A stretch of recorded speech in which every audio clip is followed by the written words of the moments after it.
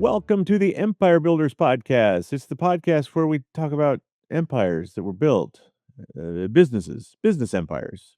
You know what we're talking. If you've listened before, Yeah, you know what we're something talking like about. that. Yeah. Get it? You get it, right? Businesses that, have done pretty well over the They years. started small. They started They small. started small, and then they got Yes. big. They got so big That's to the it. point that you could call them an empire. That's it. That's the idea. It's a pretty simple premise.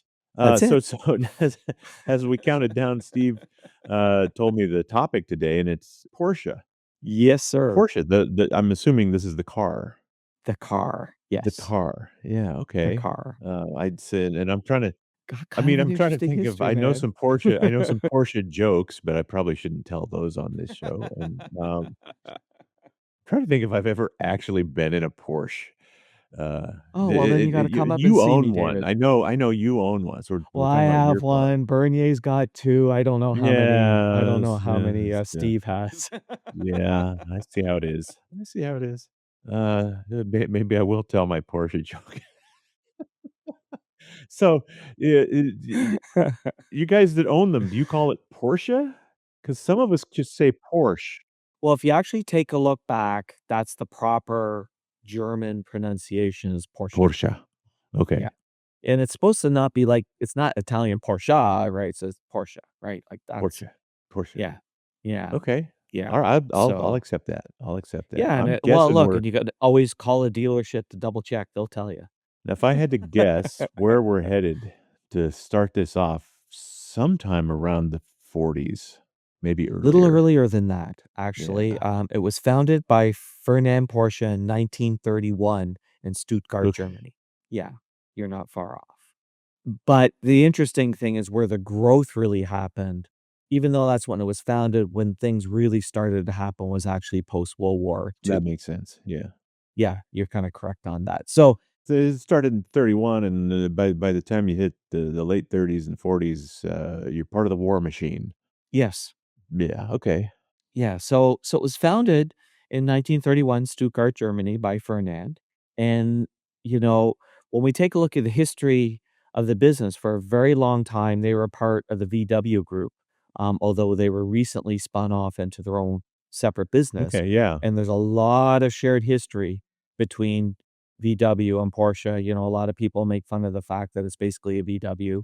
Right. Uh huh. Uh huh. There's so much connection. Now, here's the other thing is, there's a lot of connection in Nazi Germany here as well, and I mean That's what I was intimating, but to try not to say. But yes, there was definitely. and not one of these ones of, "Oh, I'm a business, I got kinda sucked up into the machine." I mean, very early on, very early Okay. on. Ferdinand was a member of the SS. Following the war, both he and his No son kidding. were charged. He Okay. served 2 years in jail, his son 6 months. So, like, we're not talking loose connections here, like, he was a buddy of Adolf. Like, let's Okay. just put it out there. And if you remember, going back to episode 21, VW was founded by Nazi Germany, right? So episode Yeah. 21 about the Beetle, and Mhm. Ferdinand was the guy who designed the Beetle.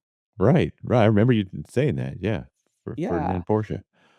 And look, Porsche has not always had the success it has today. It's become pretty big. Like they do 40 billion EU in sales. They have like 40,000 Mhm. employees. They make 300,000 cars. There was a time that they're making cars in the hundreds and thousands. It wasn't that long Right. ago. But let's go back to Germany to the early 1900s. And if we think about Germany at that time, pre-World War II, pre-World War One, there was lots of history of engineering and science in Germany. More Nobel Prizes in science was awarded to Germany than anywhere else in the world at that time. Right, Germany right. was a real leader in science and engineering. And the first commercial automobile was made in Germany by Mercedes-Benz. So it's 1906, and Daimler recruits Ferdinand because Ferdinand had been the winner of the Pottingham Prize, which is the Automotive Engineer of the Year, which is Oh, wow, okay. given the new chief engineers, and basically allows the person to have this designate Doctor Engineer Honoris Causa, Ferdinand Porsche, and he would go around calling himself all of that. Okay. And this is an honorary doctorate because he never actually finish college, but he had real engineering chops, Ferdinand. So he moves to Stuttgart, which at the time is a center of car making in Germany, including all the suppliers, and he works for Benz for 20 years. Uh-huh. Okay, now it's Germany in the 1930s, and 2% of the population own a car in Germany as compared to the United States, which is 30% In that time. in that time. Okay. Ferdinand comes up with this idea of we should make an inexpensive car. We shouldn't be making a car for the wealthy. We should make an inexpensive car. The board rejects the idea. Ferdinand leaves in 1929. And in Okay. 1931, kicks around for a few years, and then 1931 starts a consulting firm. Now, Okay. this dude knew how to name things. You ready for Okay. the name of the company? Of the consulting firm. Of the consulting firm. I Okay. have to read this to get it right. The Doctor, Engineer, Honoris, Causa, Fernand, Porsche, Construction and Consulting and Design Services for Motor Vehicles. Now, if I know anything about German, that was all one word that you just said, right? Well, It's like no spaces in between any of those words. translated, you'll see it as Doctor, Ing, H period, C period, Yeah. F period, Porsche, capital G, small m, small b, capital H. Now, It just rolls off the tongue, doesn't it? now, here's the crazy thing. Up until 2009, that remained the official name of the company. You actually can find, if you see Porsches older than that, and if you look for that, it'll be stamped somewhere in the car that that's the Wow. manufacturer. They changed it finally because it was just too expensive to It put costs that too many much letters to in print a die it. cast. Exactly. Holy cow. So it's 1934, and they land a contract with Germany to design a small, affordable car for the people Mhm. called the Volkswagen Volkswagen. Beetle. Right? Uh-huh. There you go. Now, here's the thing that's weird. Post World War II, the Allies are in trying to rebuild Germany, and no one owns VW. VW was owned by the state, right? So now it's in the Mm. hands of the British, and the British and the Allies want to create a strong economy in West Germany because it's now the Cold War, right? So the big defense to defending against East Germany and the expansion of communism is to really get the economy going in Germany. And so the British government, as we know from episode 21 about the Beetle, approached Porsche, who designed it, and said, help us get this car built. And this is where it gets just a little bit weird because the son sort of goes in one direction. Fernand's doing his own thing. They both got arrested for war crimes. Son gets out first because he did 6 months. The dad, Yeah. and his son's name's Ferry, and his dad is in jail for 2 years. So between this time where dad's still in jail and son's out, here's one of the things they did towards the end of the war. We don't know exactly how many, but it was probably about 20 of their best engineers, and they moved them out into the farmland of Austria and basically had them working in a barn because they didn't want to get them arrested or killed, quite frankly. Yeah. So Ferry gets out and he goes to this barn in Austria and he's looking around. And he goes, what the heck are we going to do to make some money? Let's start fixing up cars. Now, not a huge business fixing up cars. It's post-war and there weren't a lot of cars in Germany anyway, but they had to do something. Then the dad gets out of jail and he ends up doing this work with Volkswagen. Now, here's what's interesting. And this is where the really tight ties between Porsche and Volkswagen start.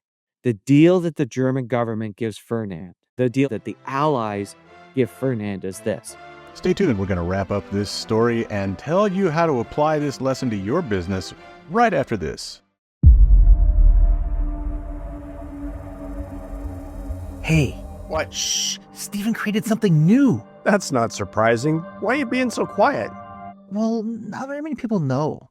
Really? Yes, it's new and it's amazing. Like tail wagging amazing? Mm-hmm. Well, tell me. Using storiestosell.com. Okay. It's a new free 90-minute session. Why? Because people have a hard time figuring out how to tell their business story. Yeah, and? This leverages Steven's TEDx talk on the 4 ingredients for telling a compelling story. It's a great talk for sure, But how can... Don't worry. You'll get help figuring out your story quickly, and you'll have one you can use right away. You'll even learn where to use it. Wow, that's amazing. Yeah, you can sign up at usingstoriestosell.com. Wait, isn't our tea time coming up? Oh, yeah, let's go. Your way, Dave. Let's pick up our story where we left off, and trust me, you haven't missed a thing. The deal that the Allies give Ferdinand is this: we want your help designing and distributing this car. We will give you a royalty for every VW Beetle sold worldwide. Wow, that's pretty generous. Well, no one knew it was going to be such a huge success, and like basically go for 50 years that car was being built. Right. Yeah. Yeah. So for a long time, the biggest source of revenue for Porsche was royalties on VW Beetle sales. Wow. Okay. So Isn't that really, crazy? really, it wouldn't exist if that deal hadn't been made. May not have. Now, meanwhile, Ferry, who has design chops of his own and loves cars, started tinkering around with vehicles. And what he started to do was put big engines in small cars. Like there's all these Beetle parts lying around. He would build a car, this little car, and he put a big engine in it. And if you go back in the time, like if you go back and take a look in the late 30s, early 40s, and you take a look at Ferraris and things like that, you take a look at the race cars of the time, they were like 2/3 engines. They're these massive engines, right? So he went the opposite direction. He said, well, let's take a little car and put a big engine in it. And he's driving around and he goes, this is kind of fun, because he's basing it on what's lying around, which is the VW stuff. It's an engine in the back. This becomes the Porsche 356, which is basically Porsche's first car.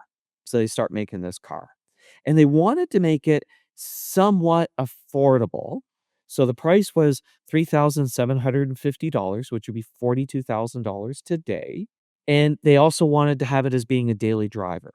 Because again, everybody else making performance cars were not daily drivers. Had a trunk, bunch of things. Daily driver. And this is an important part of Porsche's DNA. We're going to come back to this a little bit later. This idea of it being a daily driver. So coming out of World War II, sports cars industry's happening. And everybody's sort of got one. MG and Jag in the UK. There's Ferrari, in Italy. You sort of get the idea. Now, one thing I forgot to mention that's interesting, and still today, the government state of Lower Saxony, which is basically would be like, it's a state. They still own 20% of Volkswagen. Really? Okay. Yeah, I forgot to mention that. Who are they now? Well, Volkswagen's still around. No, but I mean, who is this? The Saxony? Well, it'd be like saying the state of Texas. It's a state. Okay, It's just a part of Germany. Okay, part of all right. Germany, and that government still owns 20% of the company. What a world! Now, there's all this stimulus going on in Germany to try to get the economy going. And one of the things that they did, there was a really interesting tax rate. There was an interesting tax structure. There was a very high marginal tax rate. Now, ordinary people were taxed at 15%, but the marginal tax rate could go as high as 95%. And the reason why they wanted to do this was create this incentive for reinvestment. So there's all this, like, as they're making money, there's this heavy reinvestment. And in the early 50s, racing is really exploding. Automobile racing is really exploding, but it's the lines between professional and amateur is kind of blurry. Like if you remember, James Dean and Steve McQueen and other actors, Paul Newman, were all racing. Right. They're all racing vehicles. And Jaguar and Porsche were trying to do the same thing in terms of creating this daily driver that you could race. Now, in the end, Porsche won, and I think part of it is because, quite frankly, they just built a better vehicle. There was a time where, the joke with Jaguars was you had to own two because one would always be in the shop. One. And going back to the early DNA, Ferry, Porsche, was quoted as saying, "We have the only car that can go from an East African safari to Le Mans, to race in Le Mans, to take out to theater, and then drive on the streets of New York." Wow. Okay. Yeah. And look, today, Porsche still heavily advertises that. Like, they will advertise a Porsche driving through the snow with ski racks on it. Mm-hmm. And not their SUVs, the 911, right? This is very much part of it. And if you think about it, this kind of parallels what Rolex did in the early days. You remember from episode 184 with Rolex. Yeah. Rolex, the Submariner, Yeah, right? the The target Explorer, by niche. target by niche, and make it tough and something that you could use and wear day to day, right? Uh-huh. So it's 1954, and Porsche selling 588 cars, and about 40% of them is in the US. So really what's making things hum with them is all those Beetle sales. Mhm, mhm. And, it's the '60s, the Ford Mustang comes out, the Jag E-Type comes out, the Austin Healey comes out, and Porsche decides they need a new vehicle. And they were going to do a sedan, like a four-door sedan, but what they realized was they didn't really wanna compete with Mercedes and BMW. So they looked around the other German car manufacturers and they said, "You know what? That's probably not the place to go." They had designed it up and that project kind of failed. They had also been working on a six-cylinder Boxster engine. So Okay. Boxster engine, the cylinders are opposed, so they're kind of like boxing. And the whole Right, idea is right. that lowers the center of gravity of the weight of the engine. And they had a project that they were working on that didn't go ahead. So they stepped back and they went, "Huh, maybe what we should do is just reduce the size of the sedan and put that engine in it." That's what they did. And that became the Porsche 901, Okay. except there's a problem. Peugeot had the copyright for 0 in the middle of a bunch of numbers in France. They couldn't call it the 901 because of that copyright, So they call it so they called it the 911. okay. And that's now the iconic Porsche car. 1966, they sell 13,000 of these cars. Now, here's the thing that I think is very interesting, and Porsche, as far as I could figure out, is the only car manufacturer that does this. First of all, they've maintained the 911 forever, but even Mhm. on top of that, Porsche really understands design language. We can all recognize a Porsche. Right. We can recognize one from 2020. We can Mhm. recognize one from 1999. We can recognize one from 1970. Even though they've upgraded the technology, they've changed the design of the car, they've now come out with the Cayman and the Macan and the Cayenne. They're all recognizable as that vehicle. They've Yes. done a great job of doing that. I think that was a lost opportunity, frankly, when Tesla came out because they had a clean design slate. Tesla could have done that.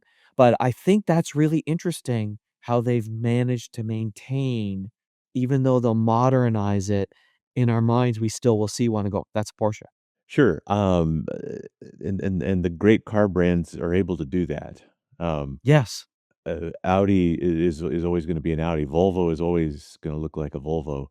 And, in the Portals class at Wizard Academy, one of the videos that I use to demonstrate that there's a language. If you combine specific shapes and specific lines, that all adds up to that brand of car.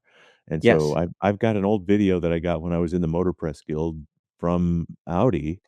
It was just a video that was made for journalists with an Audi designer explaining all the lines on the car when they came out with the Q7 and how Yeah. it still maintained the Audi design language. Yeah. It was fascinating. And It so Porsche is. could tell you that, right? And the cool Oh, thing is those designers can tell you that. It's hard for you and I to go, "Well, I can look at it and say, 'Yeah, that's a Porsche.'"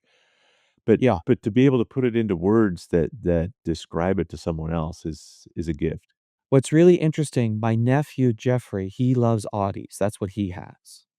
And he'll even make the comment, he doesn't like the Porsches because you feel like you're kind of in a bubble. Audis are very square. Like, if you look at Uh-huh. the back of an Audi and you look at the rear end of a Porsche, it has hips, Yeah, yeah. right?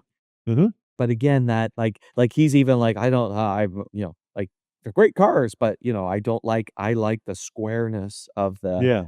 of the Audi. So that's interesting. Audi has a fairly, not perpendicular, but an upright grille more so Yeah. than a right, Yeah. and that's part of their design language. So the whole DNA of Porsche came from this whole idea of a small car, Big big engine. engine, daily driver, right? That was the whole the whole idea is it's supposed to be a car that you can drive every day. that's the core principle. That's why they always have decent sized trunks. All like I remember when Gary bought his Boxster, one of the things he loved about it is you can actually put 2 sets of golf clubs in that car, Okay. right? Now, Yeah. here's what's fun. There was a time where when they were really wanting to get things going, they did some great print advertisements. So, they had ads like bug killer.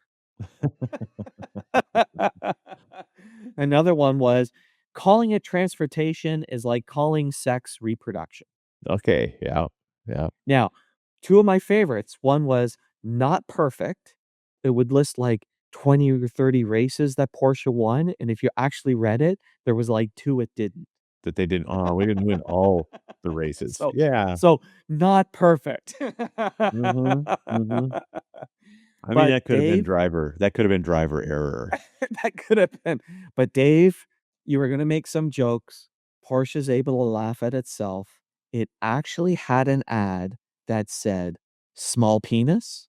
Have I got a car for you? Yes, If you're there you go. gonna See? overcompensate, then by all means, overcompensate." Yeah, I love it. I love it. Well, and that's always the thing, right? The jokes are not about the car. But they actually ran that ad, and I believe it ran in Car and Driver magazine. Like, oh my like, I Yeah, cannot yeah. imagine getting that ad approved. That's amazing. And look, their own drivers are like, "Yeah, whatever." Uh-huh, sure. Compensating all I want. Eh, absolutely. I love that story. Well, thank you, Stephen. I love the story of There Porsche, you go. and, get out there and enjoy it, or just buy me one and, send it here. Thank you. All right, thanks, David. Thanks for listening to the podcast. Please share us, subscribe on your favorite podcast app, and leave us a big, fat, juicy 5-star rating and review at Apple Podcasts. And if you'd like to schedule your own 90-minute empire building session, you can do it at empirebuildingprogram.com.